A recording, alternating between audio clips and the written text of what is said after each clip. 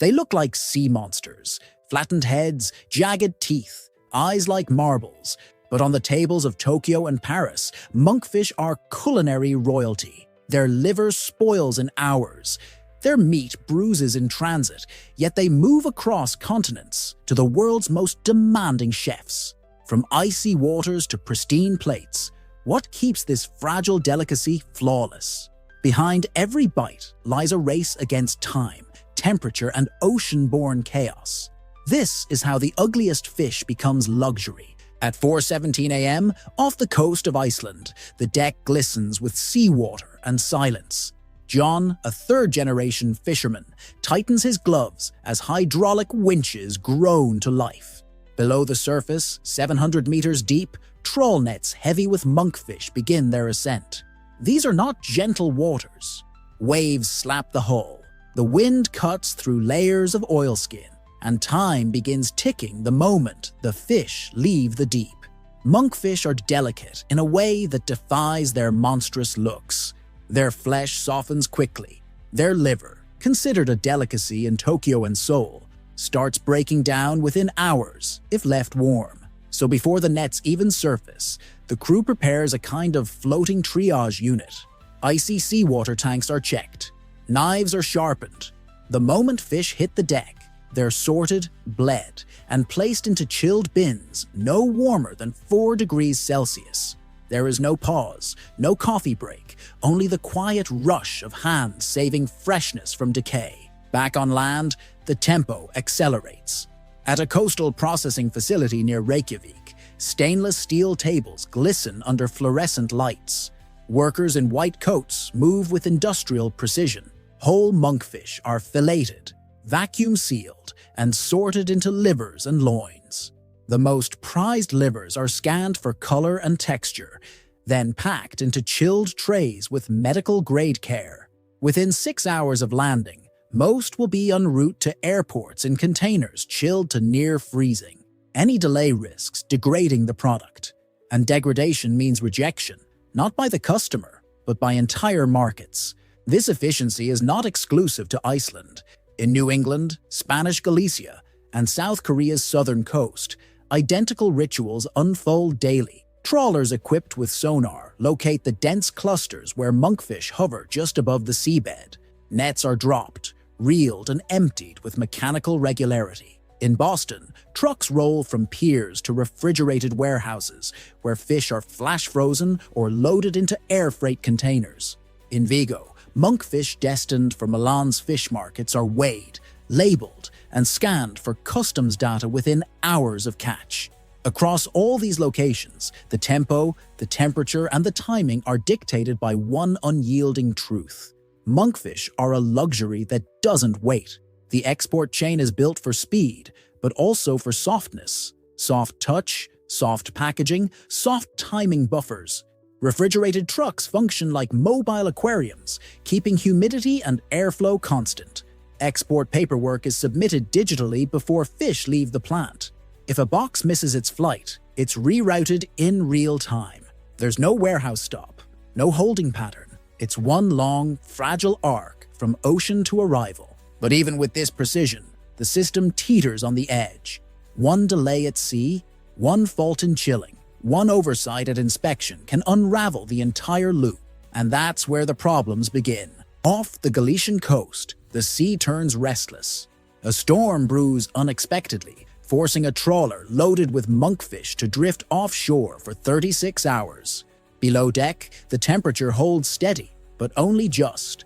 The fish were chilled quickly, yet the delay has shaved hours off their viability. When the boat finally docks, the unloading crew works double speed.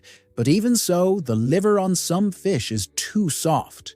They're pulled from the export line. They won't make it to Tokyo this time. This is the precarious balance. Monkfish are not only sensitive, they're scrutinized. Japan's seafood inspectors are notorious for rejecting even slightly compromised shipments.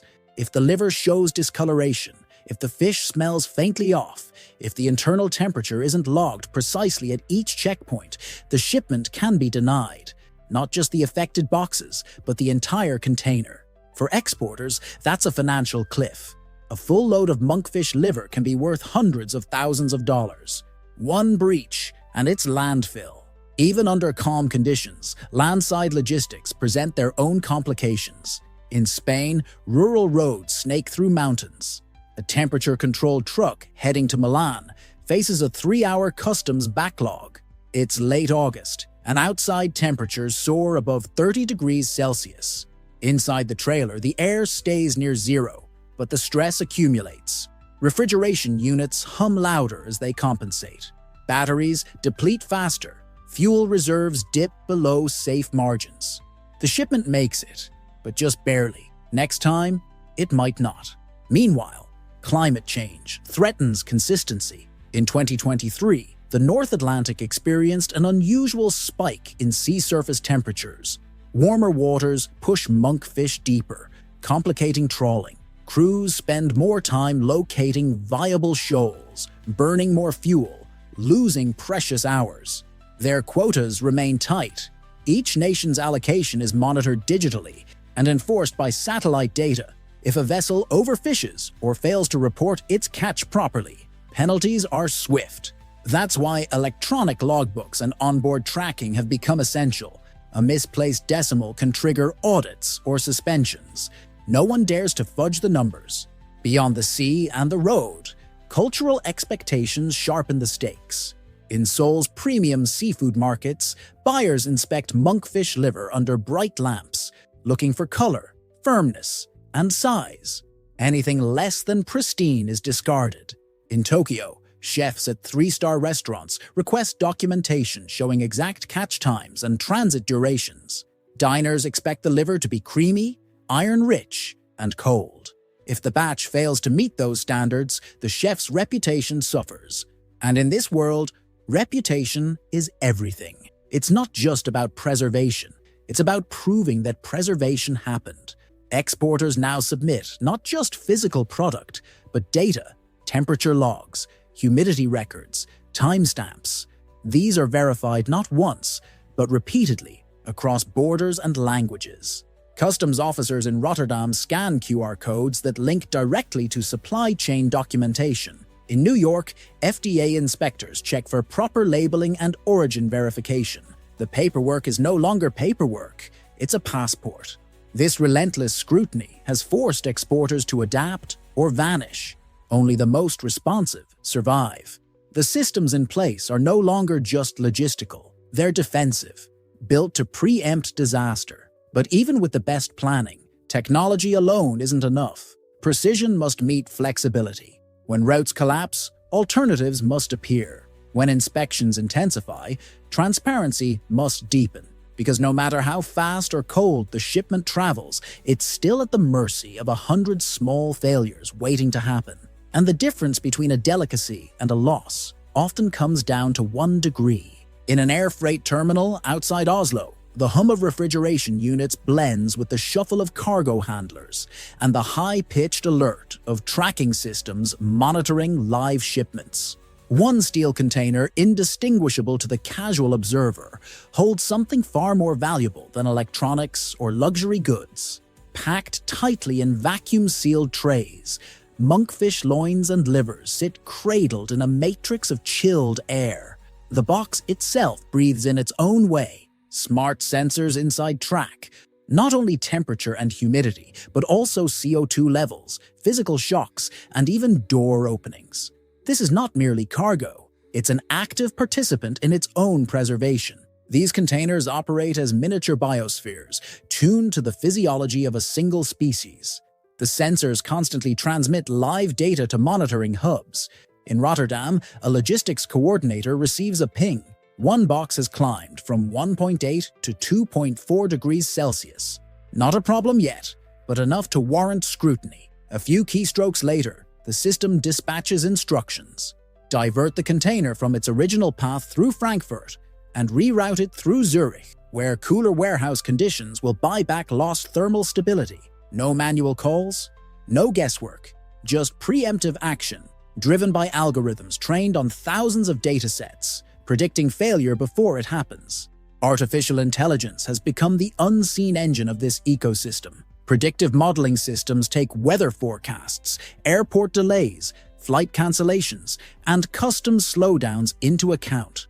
Then they calculate risk profiles for every active shipment, suggesting route changes in real time. When a typhoon threatened flights into Tokyo, containers holding monkfish, meant for Ginza's elite restaurants, are quietly reassigned. One lands in Nagoya, another in Fukuoka. Couriers are dispatched immediately, and restaurant menus are adjusted before customers notice anything has changed. For the diner, the fish is as pristine as ever, but behind that perfection lies an invisible choreography of machines, people, and plans, all stitched together by code. What sells monkfish isn't just its taste or rarity, it's trust. And in a global market where words are cheap and products perish quickly, trust is built on proof. Blockchain systems now underpin high-end seafood transactions, storing immutable records of each product's origin, handling conditions, and transit steps. When a crate of monkfish liver arrives at a Tokyo auction house, the buyer scans a QR code on the label. Within seconds, they can see when the fish was caught, which vessel hauled it in, what the water temperature was at that moment, when it was packed, and every checkpoint it passed on the way. They can see that no delay occurred, that the cold chain remained unbroken, and that the product is precisely what it claims to be. In a culture that prizes reliability as highly as flavor, this digital trail is worth as much as the fish itself. Even out at sea, far from servers and satellites, innovation is rewriting the script. Some trawlers in Iceland and Galicia now use dynamic positioning, technology, and sonar-assisted nets to target only mature monkfish, reducing bycatch and improving sustainability scores. Cameras on board monitor the size and species of fish being caught in real time. The footage is uploaded directly to fisheries authorities, fulfilling legal quotas instantly and eliminating the lag between action and accountability. Each fish becomes part of a verified, transparent harvest, a necessary credential for markets where ethical sourcing influences buying decisions as much as quality. Landside operations are evolving just as fast. In Boston, processing plants have integrated conveyor-based chill tunnels that stabilize core temperatures of monkfish fillets within minutes of butchering. Not hours, minutes. These tunnels use air, circulated at high velocity over evaporative ice systems, cooling the fish to optimal transport temperature while preserving cellular structure. The result isn't just longer shelf life, but better texture, better appearance, and higher sale prices. Transport trucks leaving these facilities are no longer diesel-hungry giants with ticking clocks. Many now run on hybrid systems, powered in part by solar arrays installed on their roofs. These panels charge auxiliary batteries that operate the refrigeration units independently of the engine, reducing fuel consumption and carbon emissions. Some fleets even employ regenerative braking, capturing kinetic energy on downhill segments to power onboard cooling. Every innovation saves cost, reduces spoilage, and insulates the system from rising fuel prices and tightening emissions regulations.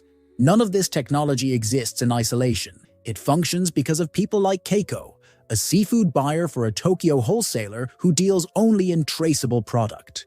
Her clients are some of the most meticulous chefs in the city, men and women who reject fish if it arrives 5 minutes later than scheduled or 2 degrees warmer than expected. Keiko spends her mornings reviewing shipping dashboards and monitoring incoming crates. She checks blockchain logs before she even opens a box. If the numbers line up and the container hasn't flagged any issues, only then will she pass the fish on to her buyers. Her reputation depends on this discipline. So does everyone else's in the chain. Cultural shifts are reinforcing this transparency. In South Korea's southern provinces, annual monkfish events have started highlighting not just the dish, but the logistics behind it. Visitors learn how spoilage is prevented, how temperatures are tracked, how digital systems have changed the trade. It's part spectacle, part education. Children are taught that their country's prized export isn't just a fish, it's a technological achievement. Chefs on stage perform fillet demonstrations, while behind them, digital screens display the real-time stats of the fish they're cutting. Oxygen levels, core temperatures, and CO2 concentrations scroll alongside the blade. This is what happens when logistics and food culture merge. The invisible becomes visible. The value of monkfish stops being just culinary and becomes a story of engineering, adaptation, and resilience. This fish, once considered a discard item due to its frightening appearance and awkward anatomy, is now a symbol of precision, because the systems built to export monkfish aren't merely about moving perishables. They are about mastering imperfection, about transforming fragility into strength, unpredictability into consistency, and ugliness into desirability, all without breaking the cold. On the plate, monkfish is quiet elegance. Liver like velvet, fillet like silk. But behind that calm is a storm of timing, refrigeration, reroutes, and trust. From freezing decks to blockchain scans, every second matters. One missed checkpoint, one faulty seal, and the fish is lost. Yet day after day, it arrives perfect. Not by chance, but by mastery. So next time you taste monkfish, know that you're tasting precision. If this story fascinated you, click the video on screen to explore more secrets behind what we eat.